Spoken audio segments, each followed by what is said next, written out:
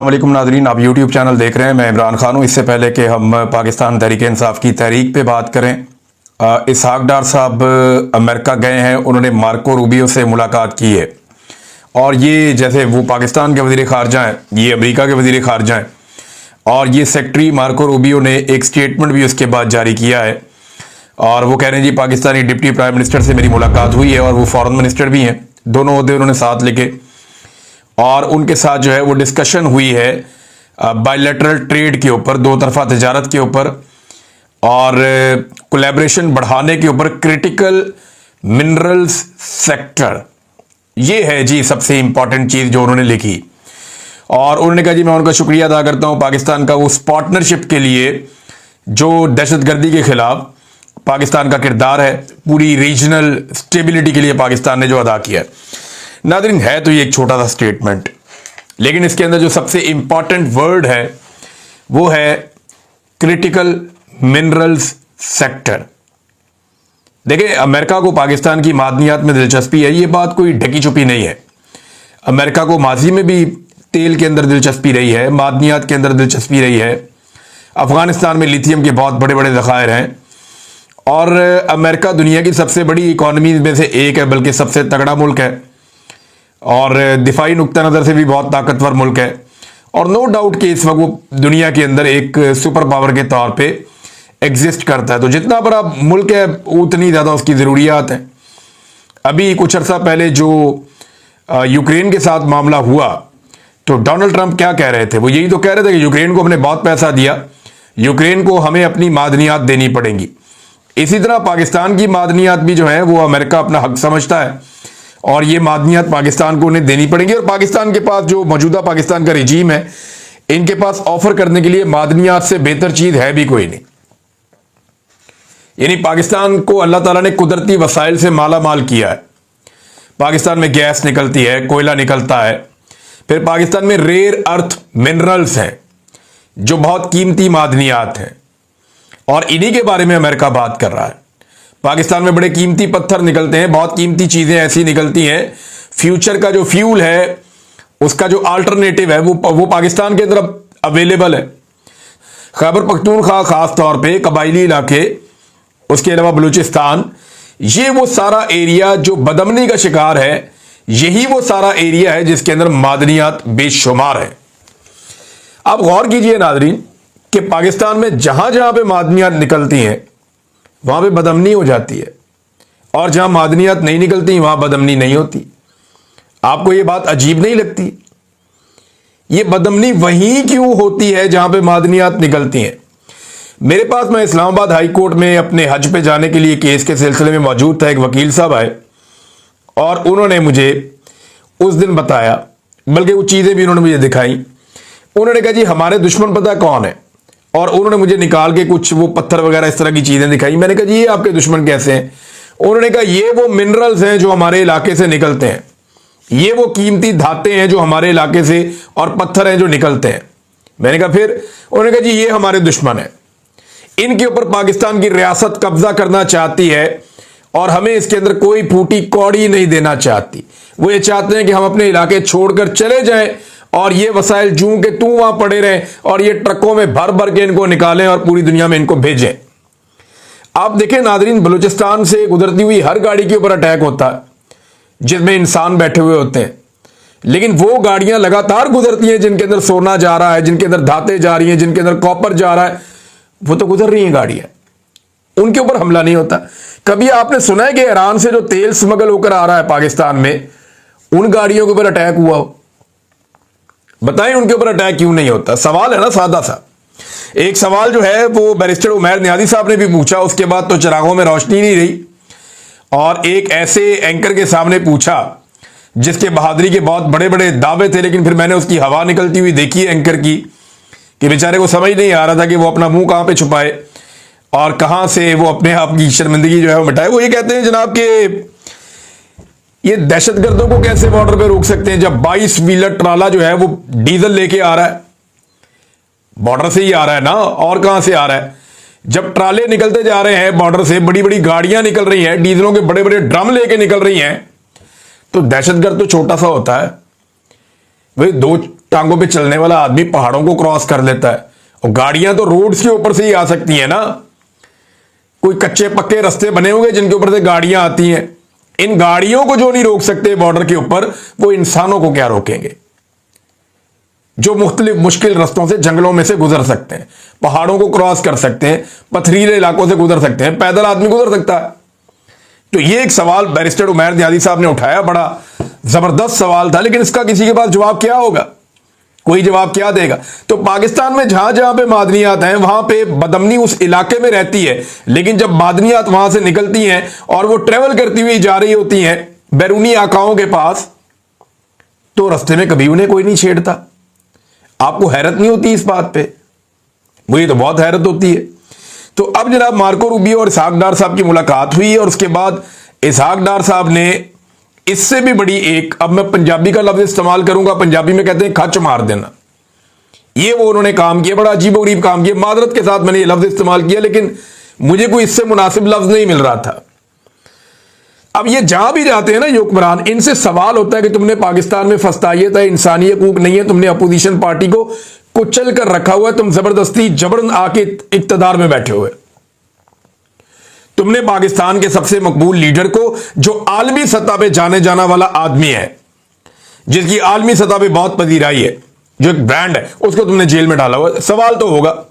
America में भी ये सवाल हुआ इसहाक डार से। अब अमेरिकन मीडिया के ऊपर डार साहब बैठे हुए अंग्रेजी में इंटरव्यू दे रहे हैं, और डार साहब ने इमरान खान की गिरफ्तारी को जस्टिफाई करने के चक्कर में आफिया सिद्दीकी की कार्रवाई जो है, या उनकी गिरफ्तारी और उनके खिलाफ जो कुछ भी हो, उनकी जेल, उसको जस्टिफाई कर दिया। अब ये एक ऐसी औरत है जिसको 86 साल की सजा हुई है अमेरिका में, और पाकिस्तानी हुकूमत बार बार ये कहती रही है कि नहीं, ये ज्यादती, इनको छोड़ दिया जाए। पाकिस्तान में बेशुमार पॉलिटिकल पार्टीज हमेशा ये कहती रही है ज्यादती, इनको छोड़ दिया जाए। अच्छा, उधर डार साहब वहां इंटरव्यू देते हुए आफिया सिद्दीकी की गिरफ्तारी को जस्टिफाई कर रहे हैं, कानूनी जवाब फराम कर रहे हैं, और कह रहे हैं ठीक गिरफ्तार किया, दुरुस्त करार दे रहे हैं कि इसी तरह इमरान खान की गिरफ्तारी भी दुरुस्त है। यानी अमेरिकन को राजी करने के लिए जो एक कौमी मौक़िफ़ है, उसको साइड पे डाल दिया। ये जनाब डार साहब है कि मेरे आका मुझसे राजी रहे, खैर है, इस मौक़िफ़ की खैर है। अब इसके ऊपर पाकिस्तान में भूचाल आ गया, सारा का सारा सोशल मीडिया इनको पड़ गया। सोशल मीडिया ने कहा जी पाकिस्तान में आपका मौक़िफ़ कुछ और होता है। इधर शहबाज शरीफ मुलाकात कर रहा है आफिया सिद्दीकी की बहन फौजिया सिद्दीकी से, ये अभी मुलाकात कर रहे हैं, तस्वीरें आ रही हैं, और सोशल मीडिया तस्वीर से भरा पड़ा है। एक बड़ी जबरदस्त तहरीर लिखी है अवैस हमीद साहब ने। अवैस हमीद भट्ट साहब बड़े अच्छे सीनियर जर्नलिस्ट हैं, मैंने और उन्होंने इकट्ठे काम भी किया हुआ है। इन्होंने बड़ी जबरदस्त इस हवाले से एक चीज लिखी है, मैं आपके साथ शेयर करता हूं। इमरान खान, आफिया सिद्दीकी और इसहाक डार का इकबाल जुर्म। मौसूफ अमेरिका में एक इंटरव्यू के दौरान फरमा रहे हैं कि जैसे आफिया सिद्दीकी को दुरुस्त सजा दी गई है, वैसे ही इमरान खान को दुरुस्त सजा दी गई है। यानी इमरान खान की सजा को दुरुस्त करार देने के लिए इन्होंने अमेरिका का जो रजिस्टर्ड जुल्म है, जिसको अमेरिका के अंदर इंसानी हकूक की तंजीमें नहीं मानती, जिसको अमेरिका के अंदर वहां के वकला आवाजें उठाते हैं कि यार खुदा का वास्ता जुल्म बंद करो, उसको दुरुस्त करार दे दिया इन्होंने। अंदाजा करें आप। तो 11 सितंबर 2001 के हमलों के बाद अमरीकी फौजियों ने अफगानिस्तान और इराक में कत्लेआम किया। हजारों अफराद को गिरफ्तार करके इन्हीं ममालिक के कैद खानों में अजियतनाक, नाकाबिले बर्दाश्त तशद्दुद का निशाना बनाया। अफगानिस्तान से हजारों अफराद को पकड़कर बदनामे जमाना ग्वांटानामो बे और दूसरी अमरीकी जेलों में मुंतकिल कर दिया। एक अबू गरीब जेल भी थी, बड़ी खौफनाक। इनमें एक आफिया सिद्दीकी थी जिन पर इल्जाम था कि उन्होंने अफगानिस्तान की गजनी जेल में अमरीकी फौजियों से राइफल छीनकर उन पर हमला किया। हमले में किसी फौजी को कोई नुकसान नहीं पहुंचा। इसके बावजूद आफिया सिद्दीकी को 86 साल कैद की सजा सुनाई गई। कुछ लोग ये दावा करते हैं कि पाकिस्तान की एजेंसियों ने आफिया सिद्दीकी को पकड़ के अमेरिका के हवाले किया। अच्छा, आफिया सिद्दीकी से हटकर भी सैकड़ों हजारों बेगुनाह मुसलमान अमरीकी हुकूमत खानों में तशद्दुद का निशाना बने। सिर्फ ग्वांटानामो बे से 780 कैदियों को कई कई साल नाकर्दा गुनाहों की सजा देकर इसलिए दूसरे ममालिक मुंतकिल कर दिया गया कि उनके खिलाफ कोई सबूत ही मौजूद नहीं था। यानी ना इन पर मुकदमा चला, ना फर्द जुर्म आयद हुई, फिर भी इन्हें अजियतनाक वक्त से गुजरना पड़ा। यानी अमेरिका किसी को गिरफ्तार कर ले तो इसका हरगिज यह मतलब नहीं कि वो गुनाहगार भी है। तो ये तो ताकत के जोम में हो रहा है जो भी हो रहा है।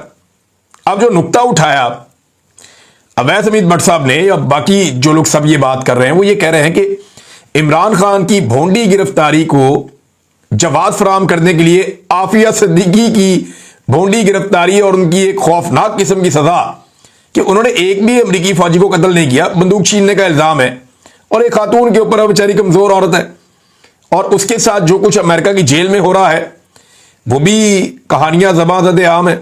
उनके वकील जो है वो राब्ते भी करते हैं, मेरे साथ भी राब्ता किया उन्होंने। हुकूमत पाकिस्तान उस पर कर कुछ नहीं रही, ऊपर से जाके उसको जस्टिफाई कर दिया। ये जनाब इसहाक डार साहब का कारनामा है। और वहां पे तासुर ये दे रहे हैं इंटरव्यू के अंदर कि निगरान हुकूमत ने किया जो भी इमरान खान के खिलाफ केस बने और सारा कुछ किया है। जनाब आपकी हुकूमत थी 9 मई 2023 को, आपने जब इमरान खान को गिरफ्तार किया था, जिसके रद्द अमल में एहतजाज हुआ और ये सारा कुछ हो गया। उसके बाद दोबारा 5 अगस्त को आपने इमरान खान को गिरफ्तार किया, फिर आपकी हुकूमत थी पाकिस्तान में। आप ही की हुकूमत में पाकिस्तान में 9 मई का वाकया हुआ, आप ही की हुकूमत में पाकिस्तान में 26 नवंबर का कत्लेआम भी हुआ। तो डार साहब आप इन चीजों से बच नहीं सकते, छुप नहीं सकते। आप दुनिया में जहां जाएंगे आपसे ये सवालात किए जाएंगे, आज नहीं तो कल आप इन चीजों में बहुत बुरी तरह फंसेंगे। नाज़रीन, एक तरफ तो यह है कि आलमी सतह पर ये खबरें चलती रहती हैं, ये चीजें होती रहती हैं, लेकिन डार साहब ने एक बड़ा अजीबोगरीब काम कर दिया और बड़ा अफसोसनाक काम किया है।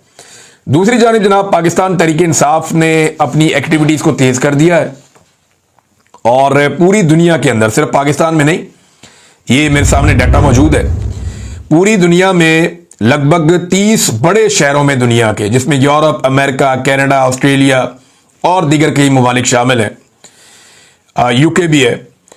तो 27 जुलाई से लेकर 13 अगस्त तक, अब ये लगभग बनते हैं कोई 16 दिन बनते हैं, 16-17 दिन बनते हैं, 18 दिन, इतने दिन बनते हैं।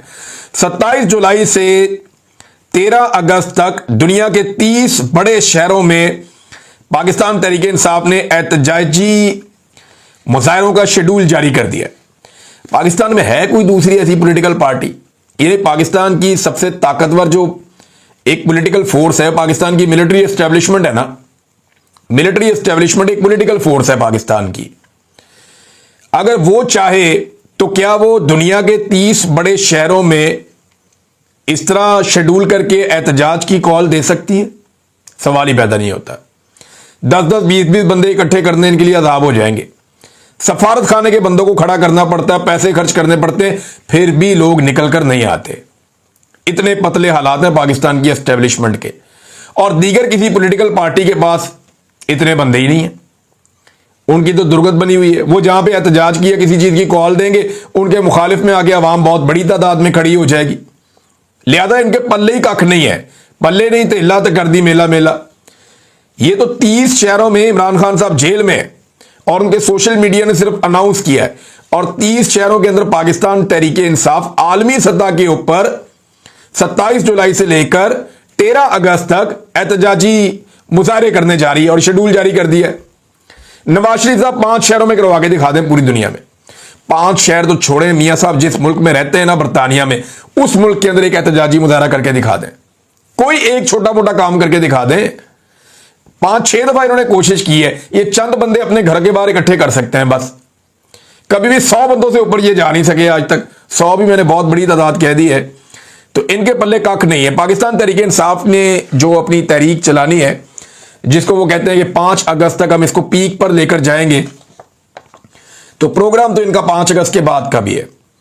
और अब असल में कहानी बाहर आना शुरू हुई है कि ये जो 5 अगस्त तक पीक पे जानी है, तो उसके बाद फिर एक नया मोमेंटम शुरू करना है पाकिस्तान तहरीक-ए-इंसाफ ने, और इमरान खान साहब अब एस्टेब्लिशमेंट के साथ टेस्ट मैच खेलेंगे। इससे पहले कभी T20 चल रहा था, कभी वनडे चल रहा था। अब ऐसा लगता है कि इमरान खान साहब ने जो पिछला ट्वीट किया है ना, जिसमें आसिम मुनीर साहब को उन्होंने लगातार टारगेट किया है, और पाकिस्तान के फील्ड मार्शल आसिम मुनीर साहब के बारे में वो बातें खुलकर कही हैं जो कोई कह ही नहीं सकता। कोई लीडर कभी जुर्रत नहीं कर सकता था जैसे इमरान खान ने खुलकर बात की है। सारा इल्जाम उनके ऊपर दिया कि जनाब ये बंदा रिस्पॉन्सिबल है, और ये इस वक्त मुल्क में इन्हीं का कानून सिक्का चल रहा है, जो दिल करता है वो कर रहे हैं, और सब 2 नंबरी हो रही है पाकिस्तान में। तो इमरान खान साहब जितना खुलकर फील्ड मार्शल आसिम मुनीर के खिलाफ बोले हैं, यहां से एक बात समझ आ रही है कि इमरान खान को जल्दी कोई नहीं है। अब वो एक लंबा टेस्ट मैच पाकिस्तान की एस्टेब्लिशमेंट के साथ खेलने जा रहे हैं। अल्लाह ताला ने इमरान खान को लंबी जिंदगी दी, अल्लाह ताला सबको अपने हिफ्ज़-ओ-मान में रखे। तो एक बात आप मेरी लिख कर रख लें कि पाकिस्तान की सारी एस्टेब्लिशमेंट मिलकर आसाब की लड़ाई में अपने सारे हमदर्दों को भी इकट्ठा कर ले, ये इमरान खान से नहीं लड़ सकते। ये इस काबिल ही नहीं है उसके सामने बोलने इस मामले में। आसाब की लड़ाई में इमरान खान इन सबका बाप है, वो इनसे आसाब की लड़ाई नहीं हारता, ये बात बिल्कुल क्लियर है। एक और चीज नाज़रीन मैं आपके सामने रखता हूं, और अब आहिस्ता आहिस्ता सारे एतराफ कर रहे हैं, चीजें आहिस्ता आहिस्ता बताना शुरू हो गए हैं। नवाज शरीफ के बारे में बताया जावेद लतीफ साहब ने, मियां साहब के बड़े करीबी साथी हैं, आजकल बड़े नाराज हैं। वो शहबाज शरीफ से भी उतने खुश नहीं हैं, मरियम से भी उतने खुश नहीं हैं। उनकी खुशियां नवाज शरीफ के साथ जुड़ी हैं और वो उदास हैं नवाज शरीफ को लेकर। उन्होंने कहा नवाज शरीफ को इस्तेमाल कर लिया है इस्तेमाल करने वालों ने। तो ये बिल्कुल हमारी बात की तस्दीक की है कि नवाज शरीफ एक टिश्यू पेपर है और टिश्यू पेपर की तरह इस्तेमाल हुए हैं। मियां साहब हमेशा से एस्टेब्लिशमेंट के लिए एक पपेट का काम करते रहे हैं, हमेशा से एस्टेब्लिशमेंट और डिक्टेटरों के पीछे हाथ बांधकर मियां साहब खड़े होते रहे हैं। मुशर्रफ के सामने मियां साहब ने खड़े होने की जरूरत की, लेकिन फौरी तौर पे मुल्क छोड़ के भाग गए और मुशर्रफ का सामना नहीं किया। आज जैसे इमरान खान फील्ड मार्शल आसिम मुनीर का सामना कर रहे हैं और पाकिस्तान में मौजूद हैं, क्या नवाज शरीफ रह सकते थे पाकिस्तान में मौजूद? नवाज शरीफ कभी पाकिस्तान में नहीं रुके, हमेशा इन्होंने ब्रेकें लगाई पाकिस्तान से बाहर जाकर, जब भी कभी मुश्किल वक्त आया। तो नवाज शरीफ को इस्तेमाल कर लिया गया है, इस्तेमाल करने वालों ने कर लिया। जावेद लतीफ साहब ये एतराफ कर रहे हैं, जावेद लतीफ साहब इस बात की तस्दीक कर रहे हैं कि मियां नवाज शरीफ एक टिश्यू पेपर है जिसको इस्तेमाल किया गया। मियां नवाज शरीफ साहब की हैसियत क्या रह गई है सियासी, इसके बारे में कैप्टन सफदर ने एक बहुत बड़ा इंकशाफ किया है। कैप्टन सफदर साहब फरमाते हैं कि शहजादा गुस्तासब, ये जिन्होंने हराया मियां नवाज शरीफ को, शिकस्त दी मानसेरा में, इन्होंने मियां साहब को मानसेरा में शिकस्त दी और यास्मीन राशिद ने मियां साहब को लाहौर में शिकस्त दी। मियां साहब का मुंह बन गया था और मियां साहब बहुत उदास हो गए थे, बहुत परेशान हो गए थे। तो फिर मियां साहब को एस्टेब्लिशमेंट ने तरस खा के आधी रात को जितवाने की कोशिश की, तो वहां का आरओ अड़ गया। उसने कहा जी मैं 2 नंबरी नहीं करता। फिर आधी रात को आरओ तब्दील करके मियां साहब की मर्जी का दूसरा आरओ दिया गया। उस आरओ ने आधी रात के बाद अगले दिन तक मियां साहब को, यास्मीन राशिद साहिबा से ये 67,000 से हार रहे थे, मियां साहब को इलेक्शन जितवा दिया। और आज भी इस हल्के को आप किसी भी तरीके से खोल लें, इधर से खोलें, इधर से खोलें, इधर से खोलें, कुछ भी करें, मियां साहब की ऐसी दुर्गत बनी हुई है, जब ये हल्का खोलेगा यास्मीन राशिद साहिबा को सीट वापस मिल जाएगी। तो कैप्टन सफदर कहते हैं कि शहजादा गुस्तासब को राम करने की कोशिशें की गई, उनसे 2-3 मुलाकातें भी हुई कि वो नवाज शरीफ के मुकाबले में इलेक्शन से दस्तबरदार हो जाएं, लेकिन बात बनी नहीं। अंदाजा करें, इमरान खान साहब ने कहा था ना ये अंपायर को साथ में लाकर खेलता है, आज कैप्टन सफदर ने उसकी गवाही दी है। नवाज शरीफ के अपने घर से गवाही आई है कि नवाज शरीफ अंपायर को साथ में लाकर हमेशा खेलता है और खाली मैदान में हमेशा खेलता है। हल्की हल्की गेंदें इसको कराई जाती हैं ताकि ये आउट ना हो। और इसी तरह शहजादा गुस्तासब 3 दफा का वजीर आजम है, मिन्नतें कर रहा है एक एमएनए की कि यार तुम हमारे मुकाबले में बैठ जाओ, अगर तुम खड़े होगे तो हम इलेक्शन हार जाएंगे, लोग तुम्हें वोट डाल देंगे। ये औकात रह गई 3 दफा के वजीर आजम की उस जगह पे जहां से वो अक्सरियत से जीतता था। लोग गैरत के नाम पे भी वोट डाल देते होते हैं, लोग जुल्म और जबर के खिलाफ भी वोट डाल देते होते हैं। ये कोई एहसान ना जिताए पाकिस्तानियों पे कि मैंने मोटरवे बनाई, ये बनाया, वो बनाया, अपनी जेब से बनाया। पूरी दुनिया में बनी हुई है, पूरी दुनिया में मोटरवे बनी हुई है, पूरी दुनिया में एयरपोर्ट्स बने हुए हैं, पूरी दुनिया में बड़े बड़े प्रोजेक्ट्स बने हुए हैं। वहां पे तो कोई तख्तियां नहीं लगी हुई उनके लीडरों की, या वो तो नहीं है एहसान जितलाते कि हमने ये बनाया, हमने ये बनाया, हमने, ओ भाई अपने पैसों से बनाया तुमने, पाकिस्तानियों का पैसा है, अवाम का पैसा है, इसके अंदर से तुम्हें तनख्वाह मिलती है काम करने की, और तुमने अगर अवाम के ऊपर वो पैसा खर्च किया जिसमें से कमीशन भी बहुत बड़ा खाया इन लोगों ने, हमेशा पाकिस्तान जैसे मुल्कों में कमीशन खाया जाता है, तो कोई एहसान नहीं किया अवाम के ऊपर, अपना पेट भरा इन लोगों ने बड़े बड़े मंसूबे बना के। तो नादरीन ये औकात रह गई वजीर आजम की, और उनके घर से एक बंदा पोल खोल रहा है। और दूसरी जानिब नादरीन आप अजीबो गरीब चक्कर देखें, कामरान खान साहब हैं, सीनियर जर्नलिस्ट हैं पुराने, कामरान खान साहब ना पिछले 2 सालों से झंडे गाड़ रहे हैं मईशत के मैदान में और लगातार तारीफें करते चले जा रहे हैं किसकी, आसिम मुनीर साहब की। लेकिन इसमें मुझे कोई एतराज नहीं है। देखिए, एक सहाफी को एक फील्ड मार्शल पसंद है, वो तारीफें कर सकता है, वो ये जरूर कहे कि जनाब मईशत को ठीक कर देगा, इसको ठीक कर देगा। काम तो नहीं है ना, आर्मी चीफ का काम थोड़ी है मईशत को ठीक करना, आर्मी चीफ का काम थोड़ी है खारजा पॉलिसी को ठीक करना, आर्मी चीफ का काम थोड़ी है गैर मुल्की दौरे करके सियासतदानों से मुलाकातें करना, आर्मी चीफ का काम थोड़ी है कि दूसरे मुल्कों में जाकर खारजा पॉलिसी को देखना, दाखिला पॉलिसी, ये आर्मी चीफ का नहीं होता काम। लेकिन अगर वो कोई सहाफी है इस लेवल पे आ गया कि उसने तारीफें करनी है कि जनाब ये बंदा मईशत ठीक कर रहा है, तो ठीक है यार, आप कर दें तारीफ। लेकिन सेम टाइम में कामरान खान साहब एक और ड्यूटी भी करते हैं या इनसे करवाई जाती है। ये जब भी कभी आर्मी चीफ की तारीफ करते हैं, ये हुकूमत की बुराइयां करते हैं। यानी खुशनुदी हासिल करने के लिए, या इसको कह लें आपके, मैं क्या कहूं, अब सीनियर सहाफी हैं, उन्हें अगर इतना शौक है आर्मी चीफ की तारीफें करने का तो वो करें तारीफें, कोई मना नहीं कर रहा कि जी आर्मी चीफ ने मईशत में झंडे गाड़ दिए, इसमें ये कर दिया, उसमें ये कर दिया। कल को जब नहीं होगा तो लोग पूछ लेंगे आर्मी चीफ से भी और आपसे भी। लेकिन बात यह कि सियासतदानों को बुरा ना कहें। सियासतदानों को यह चीज सोचनी पड़ेगी कि कामरान खान जैसे लोग आर्मी चीफ की गेम उठा देते हैं और सियासतदानों के ऊपर मलबा डाल देते हैं। हालांकि ये मुल्क बनाया भी सियासतदान ने था, चलाया भी सियासतदान ने है। ये जहां तक आज तक पहुंचा है सियासतदानों की वजह से पहुंचा है। मिलिट्री एस्टेब्लिशमेंट ने तो हमेशा इसके अंदर से अपना मुफाद निकाला है। किसी को एक्सटेंशन चाहिए, किसी ने अपनी नौकरी लंबी करनी है, किसी को जनाब अपने लिए कुछ और चाहिए, किसी को बाहर जजीरे चाहिए। मुल्क में टिकता कोई नहीं है, नौकरी खत्म करने के बाद सब बाहर भाग जाते हैं। ये तो जनाब सारा का सारा खेल है जो पाकिस्तान में खेला जा रहा है। बहरहाल कामरान खान साहब को चाहिए कि अगर मईशत में आर्मी चीफ साहब झंडे गाड़ रहे हैं तो उन्हीं को गाड़ने दें, लेकिन सियासतदानों को गाली ना दें, सियासतदानों को बुरा ना कहें। ये सुनने में भी बुरा लगता है और मायूब बात है। नाज़रीन, खबरें और भी हैं, मैं आपके साथ शेयर करूंगा नेक्स्ट वीलॉग में। बल्कि यहाँ पे मेरे पास मईशत के हवाले से कुछ चीज़ें हैं। गजा के हवाले से इंतहाई अफसोसनाक सूरत हाल है, बड़ी तकलीफदेह सूरत हाल है। हम सबको इस बारे में आवाज़ उठानी चाहिए। इंसानियत के नाते इस कत्ल व गारतगिरी को बंद करवाना चाहिए। अब तक के लिए